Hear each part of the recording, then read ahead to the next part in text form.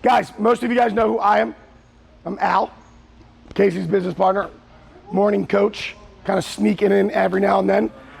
This is my training partner, Drew, who's also competing here in November.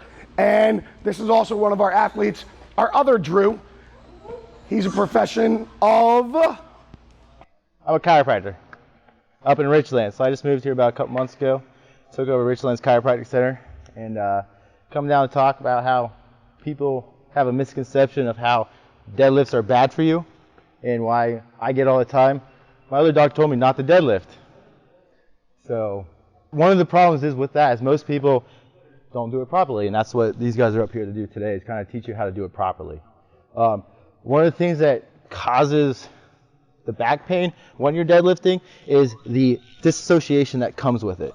So when you're deadlifting, natural deadlift, keep it straight, neutral the whole time. So when you compensate and get too heavy, you come up and then you arch your back like that. And that's when you get those bad back problems. Another thing, people are like, I don't deadlift. Why do I have to come here? Why do I have to learn? Well, you have a kid. You're deadlifting 20 times a day, picking up your kid. Doing laundry, you're deadlifting to do laundry. Picking up groceries, you're deadlifting to do groceries. It's in your life every day, and you just don't even know it. And that's why I get a lot. I just bend down and tie my shoe, and I threw my back out. I love that term. I threw my back out. But a lot of it is you're just going down. You're not being conscious of what's going on up here. You're just bending down right away, and then you throw your back out. People like that word a lot. So doing the proper movement that we're going to go over today is just going to help out tremendously in every part of your daily life. I'm assuming we all came to deadlift, but before we get into deadlifting, I'm just gonna kind of go over like the plan of attack of what's going on. I would like to open the floor for some questions. We'll get those questions, and hopefully as we move forward through the seminar/clinic, we'll be able to knock those questions out without actually targeting them. If I don't, I'll get back to them on the flip side of that. First thing I'm gonna go over is why it's important to warm up. And I don't mean just like the warm up that I have here, right? So if my working set today is gonna be like triples, so for me and Drew, triples are gonna be easy in the 500s, right? So I can't just like load 500 on the bar and think I'm gonna get the triples. Also, if I do that, what usually happens at around 85, 95%, guys? Right, we have some sort of form deterioration, right? Optimally, we don't want that, but it's gonna happen, especially if we're at 9 triples, right? So like triple, triple, triple, we're at 9 sets of 90%, we're gonna start to see some sort of deterioration. All the more reason why it's very important to warm up. I don't remember who, but has everyone heard that quote? It goes like, it takes 10,000 hours to master something, or it takes 1,000 practices, and it takes 1,000 practices to make a practice, to make a perfect practice. No one's ever heard this quote? Maybe it's a martial arts quote. None? Heard a bunch. All right. Thank you very much. In the back. Guys, it takes a lot to learn something, right? 10,000 is a little exaggerated. The way it was explained to me was like, it takes 1,000 practices to get good at something, and it takes 1,000 perfect practices to master something, right? So it takes a long, long time. That number is really a myth. It does not take 1,000 hours or 10,000 hours or 1,000 practices, but it does take roughly 3,000 to 5,000 repetitions to break a bad habit.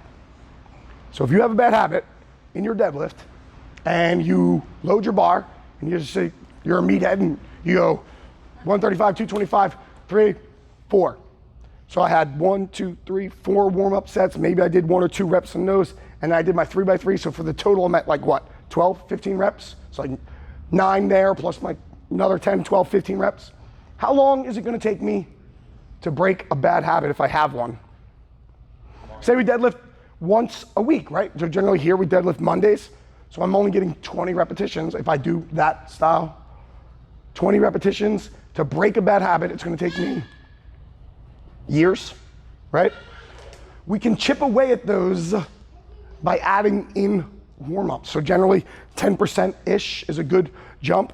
So like, even though we're both large deadlifters, me and Drew will probably take 135 for a ride, 5, 6, 7 warm-up sets before we're like, you ready? I'm ready, let's put a plate on, right? That 5 sets, I've literally just taken the amount of time and divided it by 5, how long it takes me to get better at something. Does everyone understand where we're going with the warm-ups, right? So I understand in CrossFit we have a 1-hour class, but I generally believe that the percentage load that I give you for the day and the time allotted is a plenty amount of time to get some warm-up jumps. So again, roughly 10% jumps, guys, and you're gonna be able to get way more touches on the bar. More touches on the bar means more chances to break those molds, means more chances to break a bad habit, means more chances to get good reps. If you were blessed and didn't have any bad habits, and you're just learning from scratch, it takes about a tenth, so roughly 300 to 500 good reps to learn a new pattern. So this is not breaking an old pattern, just new pattern. Does that make sense, everybody? So do we understand why it's important to make those small jumps that I'm talking about? When we always have somebody in class that literally goes right for the 45s, puts them on, hits 2 reps, puts them another 45s on, and they're already at 75% or 80 or whatever it may be. Yay? We've all seen that person. Hopefully we're not that person and we're like ignoring Alan, like, oh, right? Another thing I want to go over, guys. Some of you guys may be on your own programs and you may have heard the term RPE.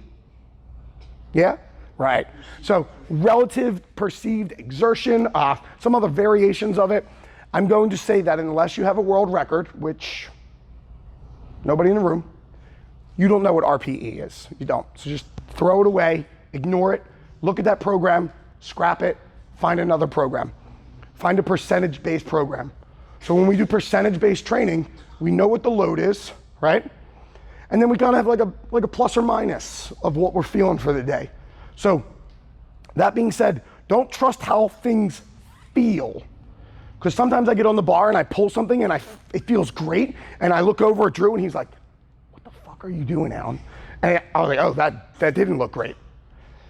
Trust what looks. Bar speeds should stay consistent until 50, 60%. They should start to slow down, but 85% should look plus or minus 5-ish% like 85%.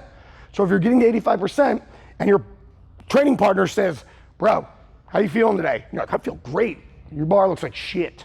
Like, let's fix that. Or vice versa. Sometimes, like I said, sometimes something feels horrible and Drew's like, damn, that looked great. Like, and I look at the video and I'm like, whoa, that was a good set. So the RPE thing is very hard. You guys are already relatively all new lifters unless you've been lifting for like more than 5 to 7 years.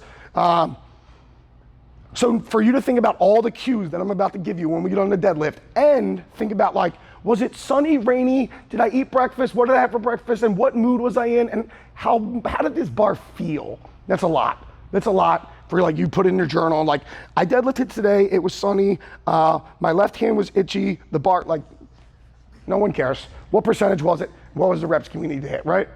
We just take this RPE thing right out of the equation until it's really, really later in the game. Reps. So guys, everybody has certain reps and all reps have a place in training.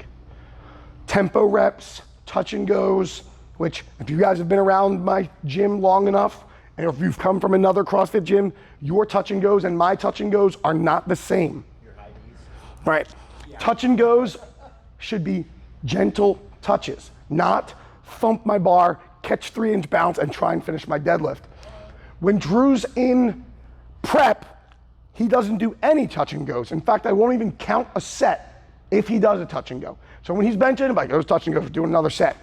Same thing with the deadlift. If you compete as a power lifter, you only get 1 rep. So every rep that you're doing, even if you have to do 8 reps, should be deadlift, down, reset.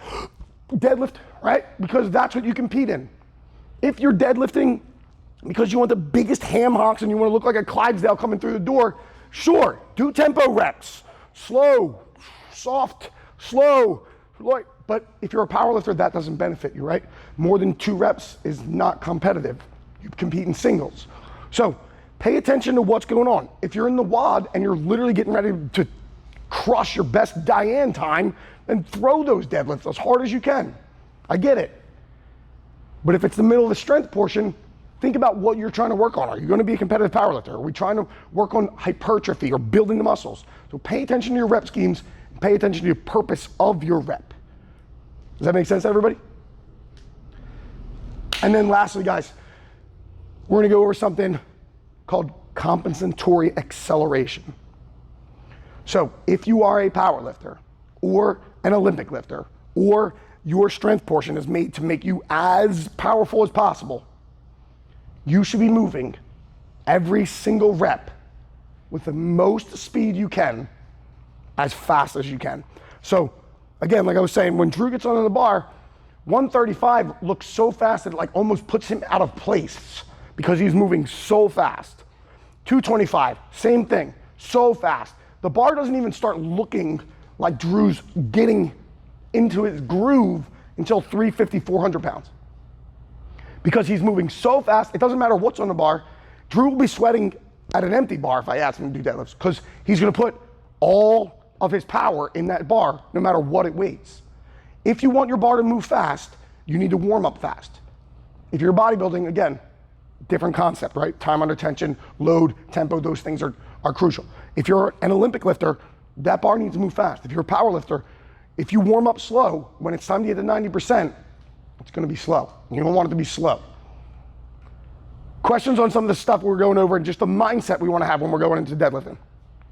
So generally, myself and Drew, we're both gonna go through very, very similar exercises depending on how we feel or how we moved. If it's early in the morning, if we sat all day in the car, very, very similar things. We're probably gonna start off just like you guys did. Leg swings, hip circles, things like that, right? But then we're gonna use a little bit of bodybuilding technique, a little bit of more muscular activation before we get onto the bar, right? So myself, I like to jump on the hamstring machine. I like to hit some hamstring curls. So it's gonna be super lightweight. I'm not counting the reps. I just go until my hamstrings feel like they're warm. I'm not getting like super, super sciencey about it. I also, when I'm deadlifting or squatting, I like to do leg press first. I like to have my quads feel like they're activated and ready to go, because of when I deadlift, I have super long femurs. I have to use a lot of quads or I'm not gonna be able to get the bar to move. When I squat, I have a long range of motion, so if my quads aren't warm, it's just not gonna be a fun day for me as I'm getting into the position. Some people warm up much faster. Some people also need to warm up to get to depth. I don't need to warm up to get to depth. Drew, on the other hand, needs to warm up to get to depth. So Drew, what does your squat or your deadlift warm up, because you're a sumo puller, so very similar warm ups, look like? Lately I switched my warm up up. I grab a knee sleeve and put it in between my knees, press my knees together, and then do a glute bridge. It limits your range of motion and gets your hamstrings and your adductors firing. And then from there, I do some internal rotation. Try to get like my hips warmed up, and then I'll work into a squat, just wall squats, and move through thoracic extension. So guys, when Drew's talking about thoracic extension, we're talking about the spine, right? So lumbar position, everything above lumbar is gonna be thoracic until we get above kind of in this area, and we're gonna get to cerebral, right? And down here we have sciatic in those lower positions. Drew, can you show us some thoracic extension on the wall, please? You guys are gonna hear this term a lot when deadlifting. So when Drew's in this position, he's holding like a 90 squat-ish, right? He already has good squat mechanics. So his knees over his toes where they should be. He's got real wide hips. His feet are very flat. He's grabbing the floor. What he's working on, guys, is opening and closing his chest or his T-spine, right? So he's closing that position and extending it. And in this position, he's learning how to get the best stack of that spine possible. Where you go from there next, Drew? There. Hop up here. Do some hanging knee raises. Right. So guys, you guys maybe in your in our CrossFit warm-ups, I slow your mountain climbers down, right? When we're doing those mountain climbers, that's what we're working on, is warming up this hip flexor, right? It's important to keep that foot in dorsiflexion. I'm driving that knee up. We can do mountain climbers all day, like boot camp style, and just the guys have you chopping away. That's not gonna do what we want. When Drew's in this hanging position, not only is he warming up his core and abs, he's also forcing his leg to move his femur up and down through those ranges of motion, kind of warm himself up. As we're getting through those, guys, we're gonna get to the bar and we're gonna kind of do a deadlift, and I might hit 135 for 2 or 3 reps, and I might go back through that same warm-up routine. So I'm gonna hit the hamstring curls, maybe I'll do some like monster walks or glute walks, right? And then I'm gonna go back on the leg press machine, hit another set of like 20 to 50 reps. It's gonna be super light. It might be an empty sled, depending on how I feel. And then from there, I'm gonna come back to the bar. And I'm really gonna keep playing around with the bar until it feels like I'm warm. Depending on your strength and your position, you might want to do some upper back work to get warm. So maybe some cable pull downs, maybe some banded face pulls, some opening up this position, some banded pull aparts. Because again, I'm going to need a nice stacked back if I want to deadlift. Questions on warm-ups, guys?